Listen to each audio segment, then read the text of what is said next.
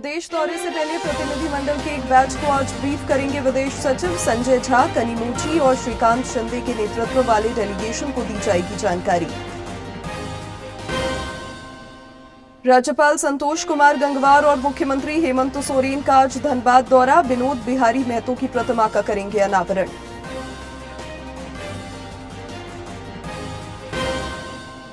एनएसयूआरएल रांची में विधि निर्माण प्रशिक्षण पर 2 दिवसीय कार्यशाला आयोजित। विधानसभा अध्यक्ष रविंद्रनाथ महतो ने कहा, विधि निर्माण में उद्देश्य की स्पष्टता जरूरी। और संताल और कोयलांचल के कई इलाकों में आज वज्रपात और बारिश की चेतावनी। पिछले 24 घंटे के दौरान राज्य में वज्रपात से 6 लोगों की मौत।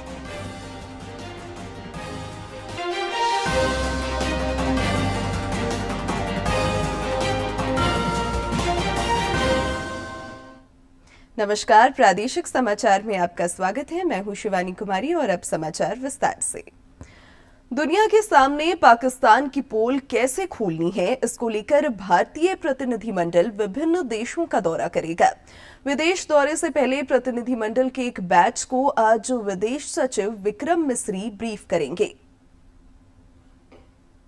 सरकार ने जो सर्वदलीय प्रतिनिधिमंडल बनाया है, उसका एक एक सदस्य पहलगाम आतंकी हमले और ऑपरेशन सिंदूर के बाद पाकिस्तान की करतूतों का लेखा जोखा दुनिया के सामने रखने जा रहा है। दरअसल ऑल पार्टी डेलीगेशन 7 हिस्सों में बटा हुआ है, जिनमें से आज 3 दलों को ब्रीफिंग दी जाएगी। भारत का सर्वदलीय प्रतिनिधिमंडल दुनिया भर में आतंकवाद के खिलाफ भारत की आवाज बुलंद करेगा। इससे पहले विदेश सचिव विक्रम मिस्री ने सोमवार को विदेश मामलों की संसदीय समिति के सामने तमाम मुद्दों पर स्थिति को स्पष्ट किया। ये बैठक करीब 3 घंटे चली। तो पाकिस्तान को बेनकाब करता हुआ भारत नजर आएगा। विदेश सचिव विक्रम मिस्री ब्रीफिंग करेंगे। तो भारत पूरी तरह से है तैयार। पाकिस्तान को बेनकाब करते हुए नजर आएगा भारत का प्रतिनिधिमंडल। विदेश सचिव विक्रम मिस्री जानकारी देंगे प्रतिनिधिमंडल को और कूटनीतिक लिहाज से ये दौरा बेहद ही अहम रहने वाला है, क्योंकि भारत पाक के नापाक मंसूबों को दुनिया के सामने रखेगा, मय प्रमाण रखेगा। दुनिया को बताया जाएगा कि पाक किस तरह से नापाक इरादे रखता है। तो आज कनिमोझी की अगुवाई वाले दल को भी ब्रीफ किया जाएगा। 7 दलों में ये प्रतिनिधिमंडल को बांटा गया है। सांसदों के प्रतिनिधिमंडल के 7 दल विभिन्न देशों की यात्रा कर रहे हैं। ऑपरेशन सिंदूर और आतंकवाद पर दुनिया भर में चर्चा है। देश के chief of defence staff general Anil Chauhan ने राजस्थान में रणनीतिक रूप से अहम सूरतगढ़ सैन्य स्टेशन और गुजरात स्थित नलिया एयरबेस का दौरा किया। उन्होंने सेना और वायुसेना के जवानों से मुलाकात कर उनका मनोबल बढ़ाया और कहा कि उन्हें किसी भी चुनौती का डटकर सामना करने के लिए हमेशा तैयार रहना चाहिए।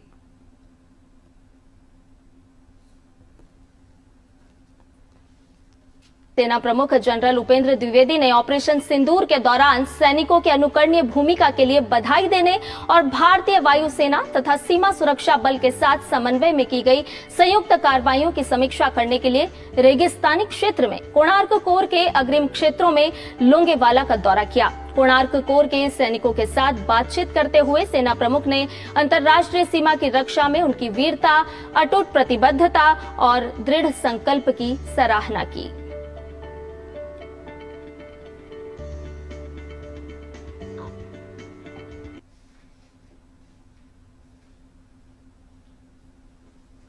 भारत पाकिस्तान सीमा पर हर शाम होने वाली रिट्रीट सेरेमनी 20 दिन बाद आम लोगों के लिए फिर से शुरू किया जा रहा है। हालांकि बीएसएफ और पाकिस्तान रेंजर्स के बीच अब हाथ नहीं मिलाया जाएगा तथा झंडा उतारने के दौरान सीमा के गेट भी नहीं खोले जाएंगे।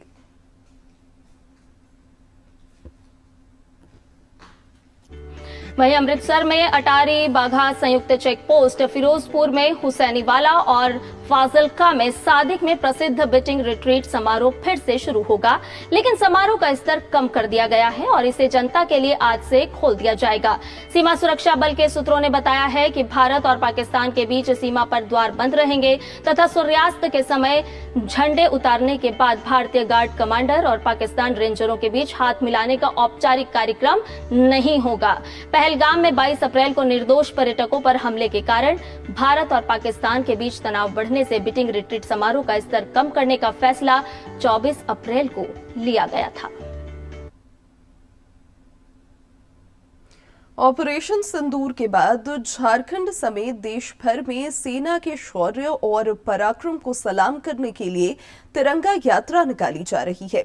पलामू के पांकी और पाटन में तिरंगा यात्रा निकालकर लोगों ने भारतीय सेना के प्रति आभार व्यक्त किया। पहलगाम आतंकी हमले के बाद आतंकवाद के खिलाफ भारतीय सेना की ओर से ऑपरेशन सिंदूर के तहत की गई कार्रवाई की हर कोई सराहना कर रहा है।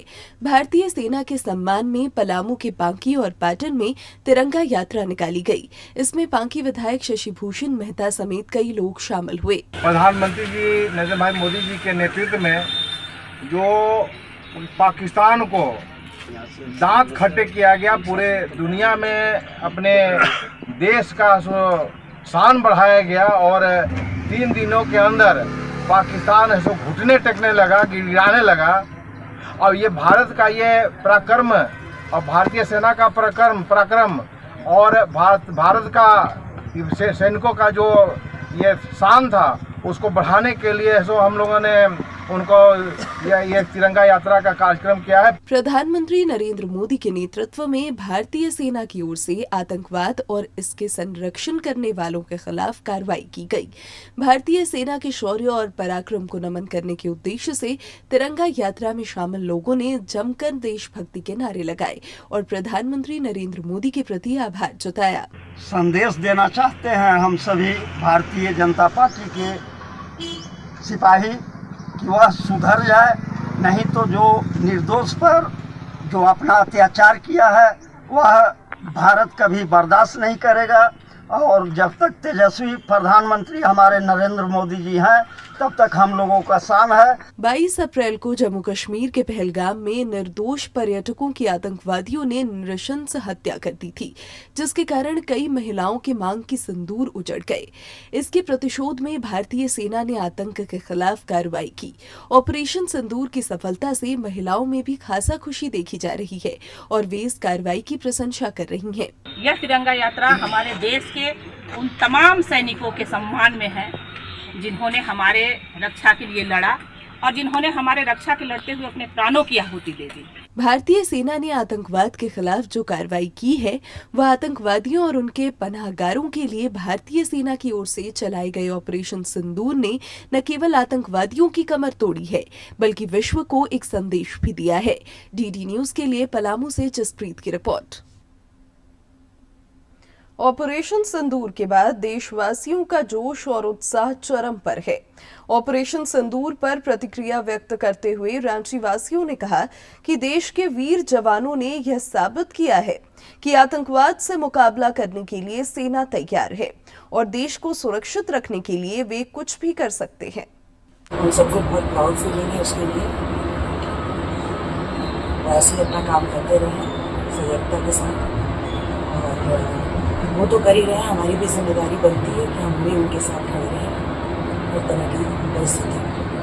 हम लोग को अपने सैनिकों पर पूर्ण गर्व है कि सैनिक इसका विरोध सैनिक इसके लिए अपना योगदान दे रहे हैं। तो उन आतंकवादियों को समझ में आएगा कि भारत से पंगा लेने का आखिर मतलब क्या है। ये जो उन्होंने गलत किया है उसका जवाब उन लोगों को मिलना बहुत ज़्यादा जरूरी था और हमें अपने जवानों को बहुत ही ज़्यादा जो बहुत ज़्यादा फक्र है अपने सेना। पाकिस्तान के आतंकवादियों ने जो किया उसकी क्षतिपूर्ति तो नहीं हो सकती, पर ये जो उनको मुंहतोड़ जवाब मिला और सेना ने जो कार्रवाई की उस पर हमें बहुत बहुत गर्व है। राज्यपाल संतोष कुमार गंगवार और मुख्यमंत्री हेमंत सोरेन आज धनबाद के दौरे पर रहेंगे। वे विनोद बिहारी महतो कोयलांचल विश्वविद्यालय BBMKU परिसर में विनोद बिहारी महतो की प्रतिमा का अनावरण करेंगे। राज्यपाल और मुख्यमंत्री के आगमन को लेकर ADM विधि व्यवस्था पीयूष सिन्हा ने अन्य अधिकारियों के साथ कार्यक्रम स्थल का जायजा लिया और तैयारियों की समीक्षा की। विश्वविद्यालय के कुलपति प्रोफेसर रामकुमार सिंह ने इस संबंध में विस्तृत जानकारी दी। रहेंगे और उसके अलावा हम लोगों ने जो भी इससे पूर्व के जो है विधायक और सांसद थे उनको भी सादर आमंत्रित किया हूँ। मंत्री जी लोग भी आएंगे, उनको भी जिनका किसी न किसी रूप में यहाँ विश्वविद्यालय से संबंध है, सबको बुलाने का प्रयास किया गया है। मुख्यमंत्री हेमंत सोरेन कल झारखंड आंदोलनकारी और सामाजिक कार्यकर्ता दिवंगत कपूर कुमार टुडू के सरायकेला खरसावां जिला अंतर्गत चांडल के चिलगू चाकुलिया स्थित पैतृक आवास पहुंचे। इस दौरान उन्होंने दिवंगत कपूर कुमार टुडू की तस्वीर पर माल्यार्पण कर भावभीनी श्रद्धांजलि अर्पित की। मुख्यमंत्री ने शोकाकुल परिजनों से मिलकर उन्हें ढांढस बंधाया और ईश्वर से दिवंगत आत्मा की शांति तथा शोक संतप्त परिजनों को दुख सहन करने की शक्ति देने हेतु कामना की। National university of study and research in law Ranchi में कल से 2 दिवसीय विधान निर्माण प्रशिक्षण कार्यक्रम की शुरुआत हुई। कार्यक्रम का उद्घाटन विधानसभा अध्यक्ष रविंद्रनाथ महतो और उच्च एवं तकनीकी शिक्षा मंत्री सुदिव्य कुमार ने किया। मौके पर ICPC के निदेशक डॉक्टर सीमा कौल सिंह और विश्वविद्यालय के कुलपति प्रोफेसर अशोक R पाटिल समेत कई गणमान्य लोग मौजूद थे। इस दौरान विधानसभा अध्यक्ष ने विधायी प्रारूपण की गुणवत्ता पर बल दिया। मौके पर मंत्री सुदिव्य कुमार ने कहा कि कानून को और अधिक प्रभावशाली बनाने की दिशा में काम किए जाने की जरूरत है। प्रदेश भाजपा अध्यक्ष बाबूलाल मरांडी ने किसानों की धान खरीद की राशि समय पर भुगतान नहीं करने को लेकर राज्य सरकार पर निशाना साधा है। एक सोशल मीडिया पोस्ट के जरिए उन्होंने लिखा है कि झारखंड के हजारों किसान अब भी अपने धान की कीमत का इंतजार कर रहे हैं। सरकार ने 72 घंटे में भुगतान का वादा किया था, लेकिन महीनों बीत जाने के बाद भी किसानों को उनके फसल की कीमत नहीं मिली है। चुनाव से पहले सरकार ने प्रति क्विंटल 3100 रुपए में धान खरीदने का वादा किया था, लेकिन अब वह भी जुमला साबित हुआ है। उन्होंने कहा है कि हेमंत सरकार ने अन्नदाताओं के साथ धोखा किया है और भुगतान में विलंब के कारण किसान कर्ज के बोझ तले दबते जा रहे हैं। मुख्य चुनाव आयुक्त ज्ञानेश कुमार ने कहा है कि मतदाताओं के बीच मतदान प्रक्रिया और EVM के प्रति किसी प्रकार की गलत धारणा को दूर करना होगा। उन्होंने कहा कि EVM और VVPAT पूरी तरह से सुरक्षित है। मुख्य चुनाव आयुक्त ने कल दिल्ली में चुनाव से जुड़े झारखंड के 402 सदस्यों के प्रशिक्षण के दौरान ये बात कही। प्रशिक्षण में शामिल प्रतिभागी आज दिल्ली के प्रमुख संस्थानों का भ्रमण करेंगे। सुप्रीम कोर्ट में आज नए वक्फ कानून को चुनौती देने वाली याचिकाओं पर सुनवाई होगी। इससे पहले न्यायालय में 15 मई को इस मामले पर सुनवाई हुई थी। 25 अप्रैल को दायर हलफनामे में कहा था कि कानून पूरी तरह संवैधानिक है, ये संसद के से पास हुआ है और इसलिए इस पर रोक नहीं लगाई जानी चाहिए। 1332 पन्नों के हलफनामे में सरकार ने दावा किया कि 2013 के बाद से वक्फ संपत्तियों में 20 लाख एकड़ से ज्यादा का इजाफा हुआ है। कई निजी संपत्तियों को वक्फ में ले लिया गया।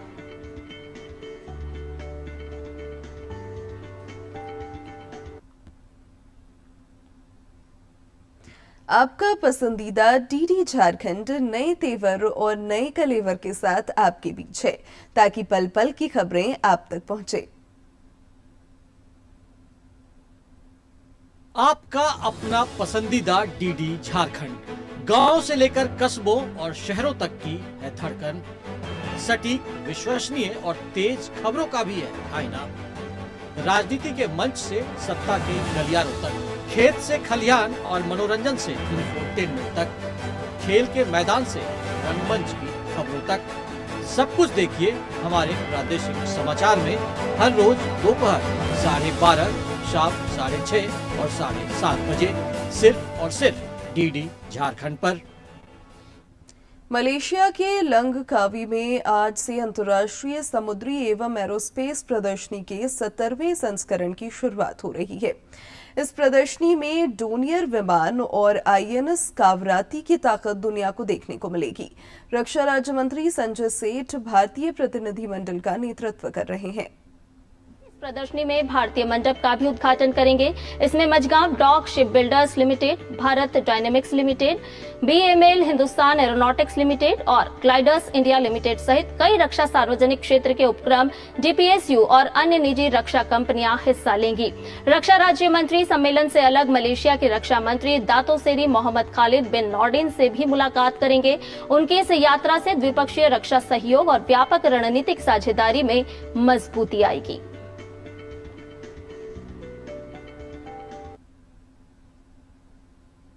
CBSE और CISE 12वीं की परीक्षा परिणाम जारी होने के बाद अब रांची के प्रमुख विश्वविद्यालयों में सत्र 2025 के स्नातक कोर्स में नामांकन की प्रक्रिया शुरू होने जा रही है। रांची के ज्यादातर कॉलेजों में चांसलर पोर्टल के माध्यम से नामांकन की प्रक्रिया शुरू होगी। डॉक्टर श्यामा प्रसाद मुखर्जी विश्वविद्यालय में स्नातक में नामांकन के लिए कल से चांसलर पोर्टल खुलेगा। हालांकि रांची विश्वविद्यालय ने अभी इसकी घोषणा नहीं की है। उधर सेंट जेवियर्स कॉलेज में निबंधन की प्रक्रिया शुरू हो गई है। गिरिडीह की कई महिलाओं के जीवन में प्रधानमंत्री उज्ज्वला योजना ने उजियारा लाया है और उन्हें रसोई के धुएं से मुक्ति मिली है। गिरिडीह में भी प्रधानमंत्री उज्ज्वला योजना का बेहतरीन क्रियान्वयन हुआ है। इस योजना के तहत महिलाओं को निःशुल्क गैस सिलेंडर और गैस चूल्हा उपलब्ध कराया गया है, जिससे उनके जीवन में सुखद बदलाव आया है। नगर निगम के भंडारीडीह मोहल्ला की रजिया इस्लाम इस योजना की खूबियां बताते नहीं थकती। हम तो पहले लकड़ी चूल्हा में बनाते थे, देर हो जाता था। अब गैस में बनाने लगे, जल्दी से खाना बन जाता है, नाश्ता बना के दे देते हैं बच्चों लोग को खाने के लिए। लाभुक रजिया ने कहा कि प्रधानमंत्री नरेंद्र मोदी ने कई अन्य सौगातों से भी उनके परिवार में खुशियां भरी हैं। प्रधानमंत्री आवास, राशन और अन्य कल्याणकारी योजनाओं से भी उनके जीवन में उजियारा आया है। मोदी जी घर भी दिए हैं, जितने है देने का मोदी जी को दिया है, सब योजना हमको मोदी जी का धन्यवाद। रजिया इस्लाम की बेटी रुमाना भी प्रधानमंत्री नरेंद्र मोदी के संवेदनशीलता की कायल हो गई हैं। उन्होंने कहा कि वंचित वर्गों का पहली बार किसी सरकार ने इस प्रकार ध्यान रखा है। रहने के लिए राशन पानी भी देते और गैस भी दी है। मोदी जी को हम धन्यवाद करें। प्रधानमंत्री नरेंद्र मोदी के कुशल निर्देशन में सही अर्थों में जन आकांक्षाएं पूर्ण हो रही हैं। साथ ही आधी आबादी को खुलकर जीने का अधिकार मिला है। DD न्यूज के लिए गिरिडीह से रमेश प्रभाकर की रिपोर्ट। प्रधानमंत्री नरेंद्र मोदी 22 मई को झारखंड समेत देश के 103 अमृत भारत रेलवे स्टेशनों का उद्घाटन करेंगे। अमृत भारत स्टेशन योजना के तहत इन रेलवे स्टेशनों को पुनर्विकसित किया गया है। यहाँ यात्रियों को ध्यान में रखते हुए कई सुविधाएं उपलब्ध कराई गई हैं। झारखंड में पहले चरण में रांची के गोविंदपुर रेलवे स्टेशन और देवघर के शंकरपुर में इसकी शुरुआत हो रही है, जहां ऑनलाइन कार्यक्रम के जरिए प्रधानमंत्री इसका शुभारंभ करेंगे। देवघर के शंकरपुर स्टेशन को अमृत भारत स्टेशन योजना के तहत एक मॉडल स्टेशन के रूप में विकसित किया गया है। जसीडीह मधुपुर रेलखंड पर स्थित इस स्टेशन पर कई यात्री सुविधाओं का विस्तार हुआ है, जिसका प्रधानमंत्री नरेंद्र मोदी 22 मई को ऑनलाइन उद्घाटन करेंगे। अमृत भारत स्टेशन योजना के तहत देश भर के रेलवे स्टेशन का कायाकल्प हो रहा है। देवघर का शंकरपुर रेलवे स्टेशन भी योजना के तहत 15 करोड़ रुपए की लागत से आधुनिक रूप में विकसित किया गया है। स्थानीय लोगों ने कहा है कि स्टेशन विकास और यात्री सुविधाओं के विस्तार से काफी सुविधा मिलेगी। बहुत खुशी है सर कि ग्रामीण इलाका में इस तरह हो गया, ये हो गया, एम्स हो गया, बहुत खुशी है। थोड़ा थोड़ा कोई चीज कमी है तो वो भी धीरे धीरे पूरा हो जाएगा। स्टेशन के नए रूप स्वरूप से क्षेत्र में आवागमन में सहूलियत के साथ ही आर्थिक गतिविधियों के भी बढ़ने की संभावना जताई जा रही है। एक बात है, एम्स हॉस्पिटल का बगल में शंकरपुर स्टेशन हुआ और हॉल्ट एक हॉल्ट था, जिसको दुबे जी ने इसको बहुत स्वागत के साथ इसको आज शंकरपुर स्टेशन बनवा दिया, हम लोग का खुशी का बात है, बहुत खुशी का बात है। स्टेशन का कायाकल्प होने से स्टेशन में कई अतिरिक्त रेल का भी ठहराव होगा, जिससे स्थानीय लोगों के साथ साथ देवघर के एम्स में इलाज कराने के लिए पहुंचने वाले लोगों को भी सुविधा मिलेगी। बहुत बढ़िया हुआ सर, छोटा स्टेशन था, बड़ा हुआ, बहुत बढ़िया हुआ। मैंने पंखा लगा, कोनी बना, ड्रेसिंग रूम बना, बिल्डिंग बना, बहुत बढ़िया बना, सुविधा पब्लिक को हो रहा। शंकरपुर स्टेशन को एक मॉडल स्टेशन के रूप में विकसित किया गया है, जिसमें यात्रियों की सुविधा के लिए LED लाइट, बैठने की व्यवस्था, शुद्ध पेयजल, वेटिंग हॉल समेत दिव्यांग यात्रियों और वरिष्ठ नागरिकों की सुविधा के लिए विशेष इंतजाम किए गए हैं। साथ ही स्टेशन की सुरक्षा व्यवस्था को भी सुदृढ़ किया गया है। देवघर से मनीष दुबे की रिपोर्ट। रांची के कांके प्रखंड स्थित PM श्री उच्च विद्यालय कुम्हरिया में छात्र छात्राओं के बेहतर भविष्य के लिए कैरियर गाइडेंस शिविर का आयोजन किया गया। इसमें विद्यालय के 220 छात्र छात्राओं सहित पोषक क्षेत्र कुम्हरिया, सोसो, चौली, उलातू, सिद्दी और चरदी गांव के सैकड़ों युवा युवतियों और पुरुष महिलाओं ने भाग लिया। इस शिविर का उद्देश्य विद्यार्थियों में शिक्षा के अलावा देश का एक बेहतर नागरिक बनाना था।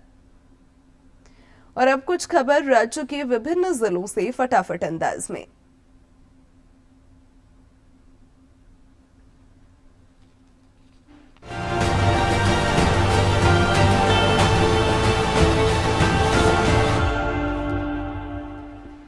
रांची जिले के कांके प्रखंड के नगड़ी के ग्रामीणों द्वारा जिला प्रशासन के समक्ष अपनी विभिन्न मांगे रखी गई, जिस पर रांची के उपायुक्त मंजुनाथ भजंत्री ने उन्हें उचित कार्यवाही का आश्वासन दिया।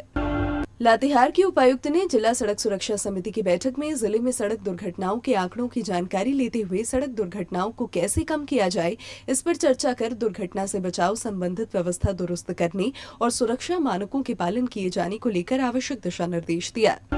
पलामू के उटारी रोड थाना में राजकीय मध्य विद्यालय उटारी रोड के कक्षा 1 से 8 तक के विद्यार्थियों को थाना के पुलिस अधिकारियों के द्वारा सड़क सुरक्षा डायल 112 तथा थाना के OD और थाना के अन्य सभी कार्यकलापों की जानकारी दी गई। साहिबगंज के उपायुक्त हेमंत सती ने जिला नियंत्रण कक्ष का निरीक्षण कर कॉल रजिस्टर का अवलोकन किया और इसे नियमित रूप से अद्यतन करने का निर्देश दिया। साथ ही MOIC, ANM और CHO से रोजाना रिपोर्ट प्राप्त करने हेतु कॉल करने का निर्देश दिया गया। पाकुड़ के अनुमंडल पदाधिकारी ने अंचल निरीक्षकों के साथ राजस्व संबंधी बिंदुओं पर बैठक की। राजस्व न्यायालय में लंबित जांच प्रतिवेदन, आगामी मॉनसून में धान रोपनी के दौरान विधि व्यवस्था संधारण, पूर्व सुरक्षात्मक उपाय पर गहनता पूर्वक चर्चा कर आवश्यक दिशा निर्देश दिए। रांची जिले के समाहरणालय सभागार में उपायुक्त मंजुनाथ भजंत्री ने नगर निगम के पदाधिकारियों के साथ बैठक कर शहर की साफ सफाई व्यवस्था की समीक्षा की। साथ ही सफाई निरीक्षकों को कार्य योजना के तहत कार्य करने का निर्देश दिया। बोकारो के जरीडी प्रखंड मुख्यालय में आयोजित जनता दरबार में विभिन्न योजनाओं के लाभुकों के बीच परिसंपत्ति का वितरण किया गया और योजनाओं के संबंध में उन्हें जागरूक किया गया।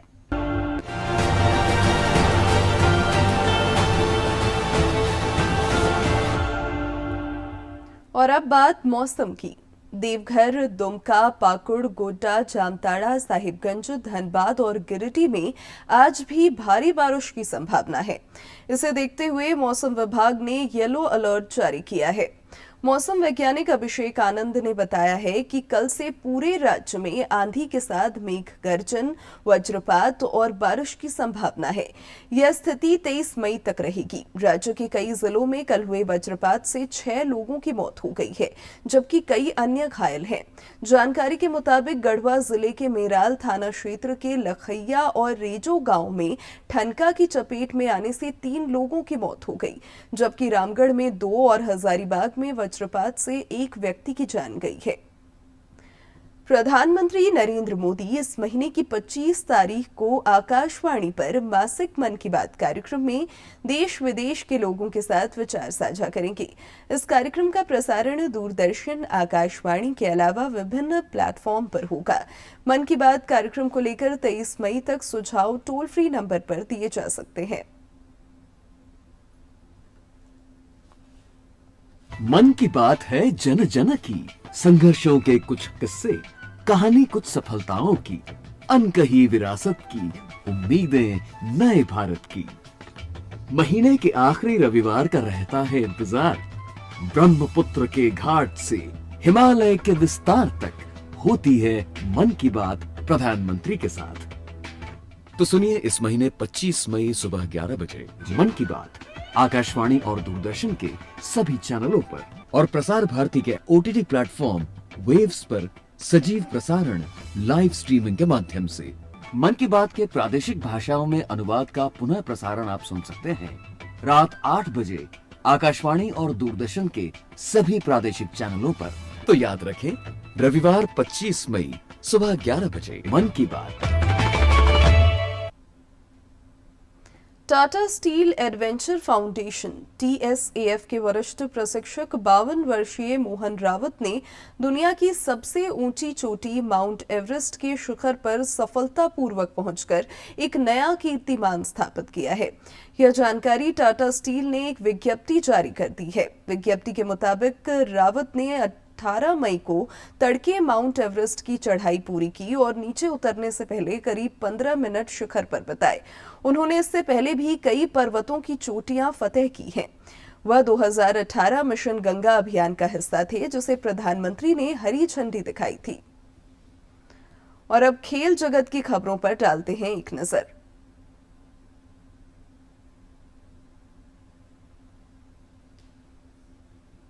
खेल मंत्री मनसुख मांडविया ने खेलो इंडिया बीच गेम्स के पहले संस्करण का आगाज दीव के प्राचीन घोघला बीच पर एक रंगारंग कार्यक्रम के दौरान किया। 6 दिन तक चलने वाले खेलो इंडिया बीच गेम्स में इस बार देश भर से 1000 से ज्यादा खिलाड़ी 6 पदक स्पर्धाओं में हिस्सा ले रहे हैं। पदक स्पर्धाओं में बीच सॉकर, बीच वॉलीबॉल, बीच कबड्डी, बीच सैपक टकराव, पेनकैक सिलाट और ओपन वाटर स्विमिंग शामिल हैं। इसमें प्रदर्शन, खेल, मलखंब और रस्साकशी भी आयोजित किए जाएंगे, जिसमें तटीय शैली के साथ पारंपरिक भारतीय खेलों की झलक भी देखने को मिलेगी। और अब एक नजर डालते हैं आज के इतिहास पर।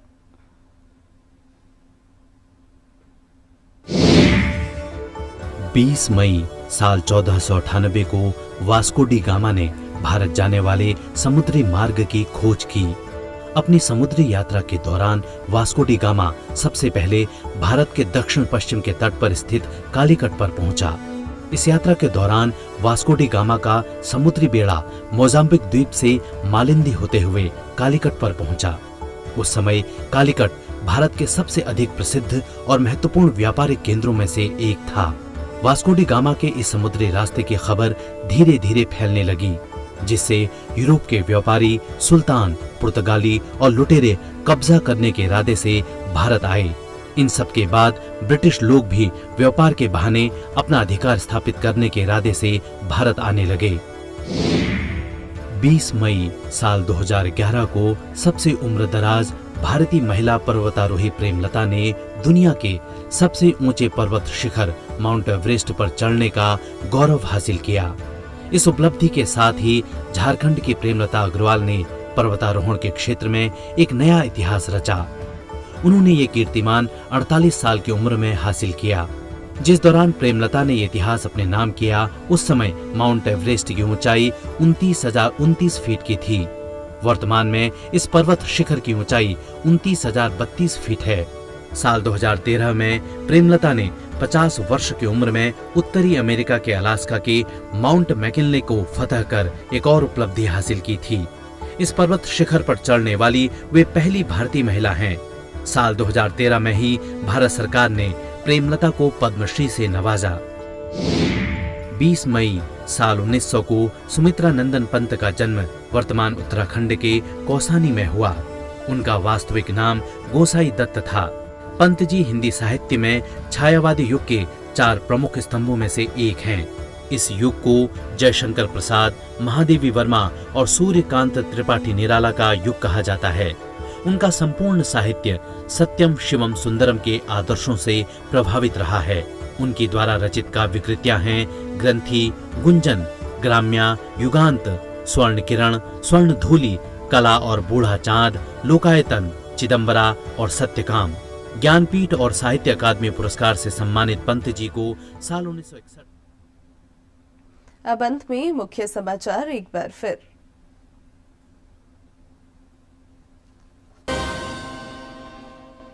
विदेश दौरे से पहले प्रतिनिधिमंडल के एक बैच को आज ब्रीफ करेंगे विदेश सचिव संजय झा। कनिमोझी और श्रीकांत शिंदे के नेतृत्व वाले डेलीगेशन को दी जाएगी जानकारी। राज्यपाल संतोष कुमार गंगवार और मुख्यमंत्री हेमंत सोरेन का आज धनबाद दौरा। विनोद बिहारी महतो की प्रतिमा का करेंगे अनावरण।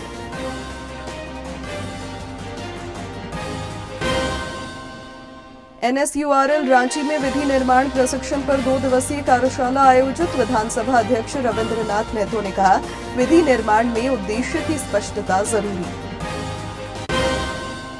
और संताल और कोयलांचल के कई इलाकों में आज वज्रपात और बारिश की चेतावनी। पिछले 24 घंटे के दौरान राज्य में वज्रपात से 6 लोगों की मौत।